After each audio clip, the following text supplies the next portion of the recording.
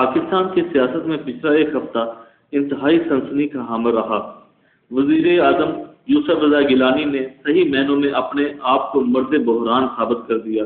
شروع میں زرداری حکومت کے مخالفوں کو توقع تھی کہ گیلانی ماضی کے فروغ لغاری ثابت ہوں گے اور اپنی ہی پارٹی کی پیٹھ پہ خنجر گھونپ دیں گے، لیکن جب یہ توقع اور امید پوری نہ ہوئی تو ان کے خلاف انتہائی گھٹیا غیر مہذب مہم شروع کر دی گئی، جس کا آغاز پی ایم ملتانی اور ان کی انگریزی پر تنقید سے شروع کر دیا گیا۔